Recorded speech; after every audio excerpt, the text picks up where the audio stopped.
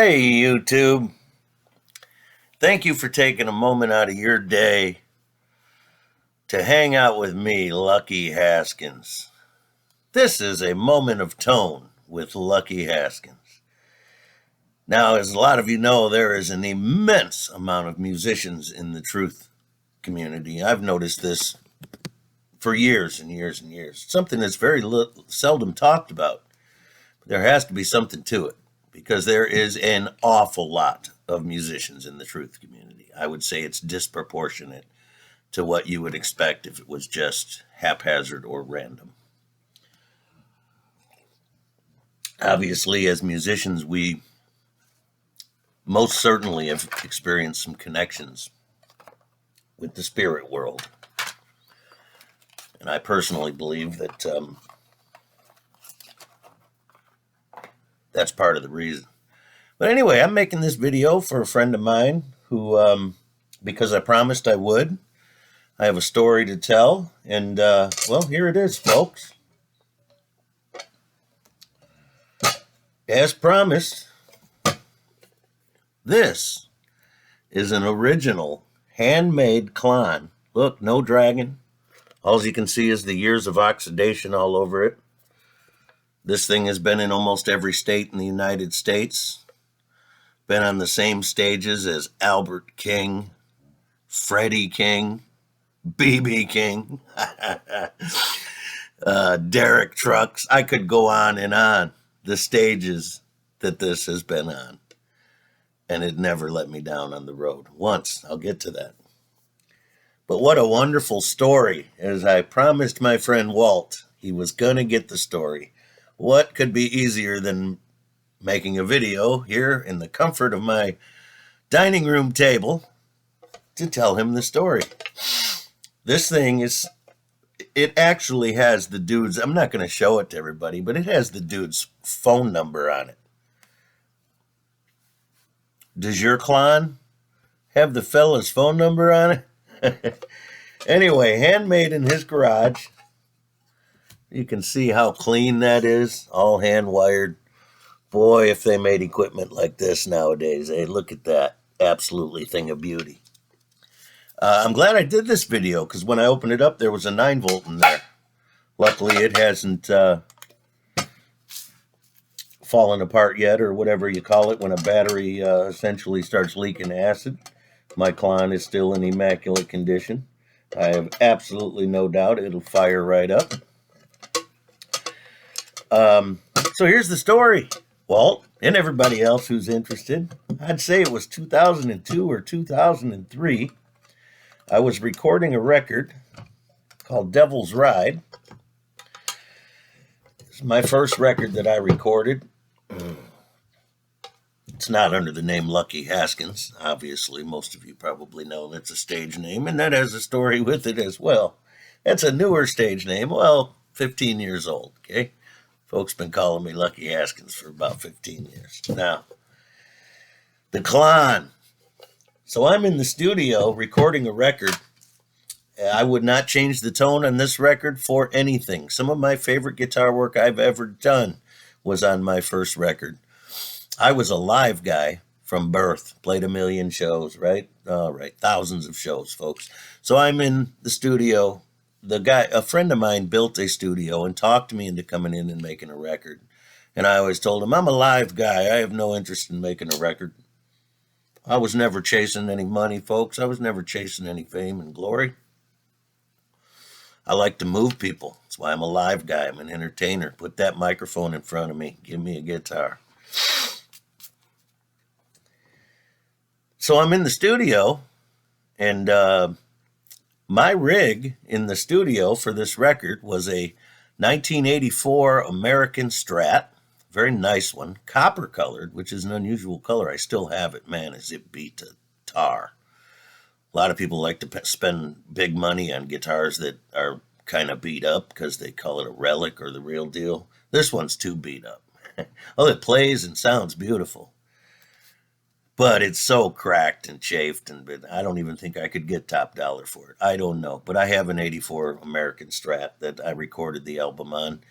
And My rig was the American Strat and one 15-foot cord directly into a 1963 Ampeg Gemini, which is like a 20-watt amp or a 25-watt amp.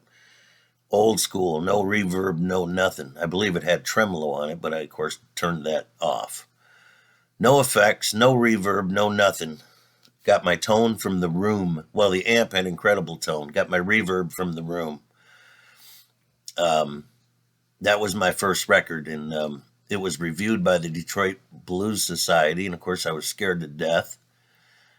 And they said it was one of the best records to come out of Detroit in several years, which, bam, that put me on the road. And so I owe my touring career to that record. Once the Detroit Blues Society is chirping about you, it becomes a lot easier to book yourself, particularly in blues clubs throughout the United States. And yes, I remained completely independent. I did turn down a management deal from Nashville when the band was at our peak and doing a little over 200 shows a year. I got offered a management deal, and it was extensive. I told them to send me the contract. It was a book.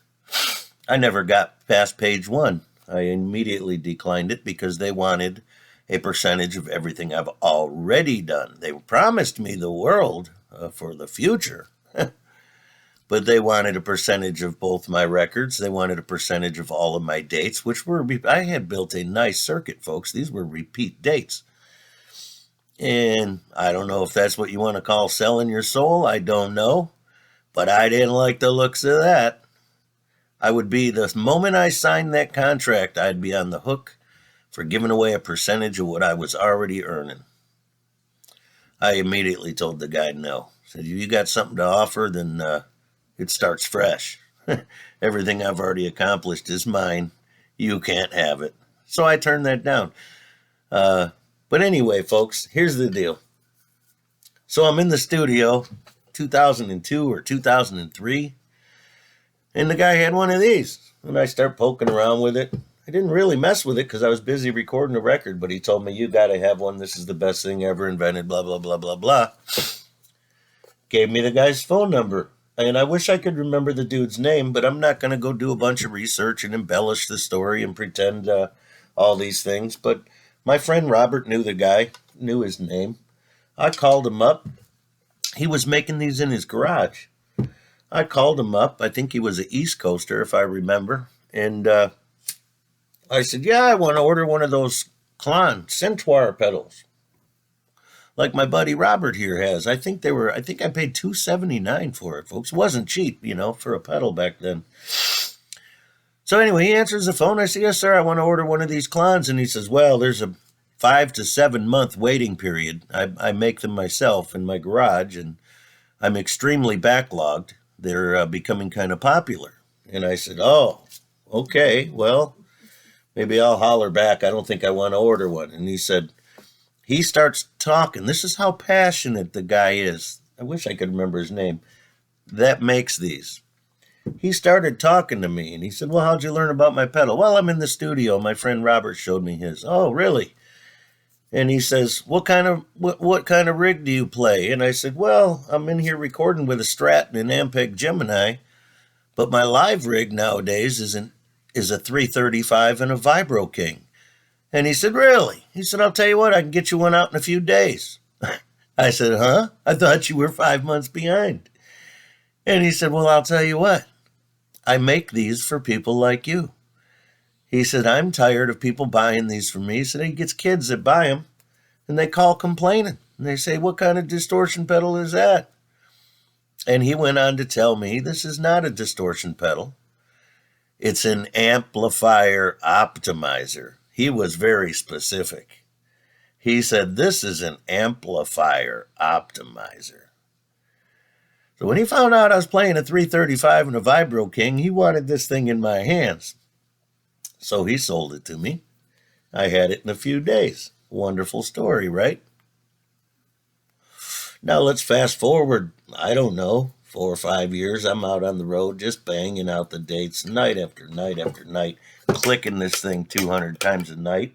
The reason is, for any of you performers that are wondering, It's because I was running a three-piece, the only thing you can afford to do out on the road playing clubs. I got a bass and drummer with me. I'm playing at 335, so I'm the rhythm man and the lead man. So even if I want to speckle some leads in between a vocal line, understand? I'm up there stomping on this thing 12, 14 times a song, maybe more. 4 or 5 years out on the road with my clon, I burnt the switch out. It just failed. Again, second time I talked to the guy. Well, I got his phone number on the back of my clon.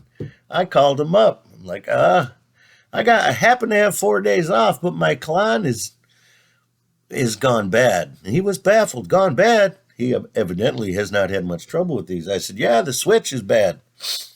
Now, we probably could have put a new switch in it ourselves, folks, out on the road. But it's pretty grueling, and there's a lot to do.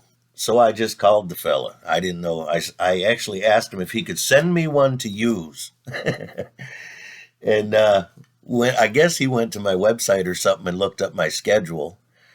And this fella calls me and says, I want you to overnight that to me. And I did. And I'll be damned, he had it one day and overnighted it back to me. I don't believe I missed a date, folks, without the clon. So what I want to mostly say about this pedal is not only is this the holy freaking grail of amplifier optimization, the dude that makes these is a serious cat. He loves me. He loves you. If you love tone and you like real amps and real guitars, he loves you. Now, it's not for the metalheads. It's not. It's for big, giant tube tone.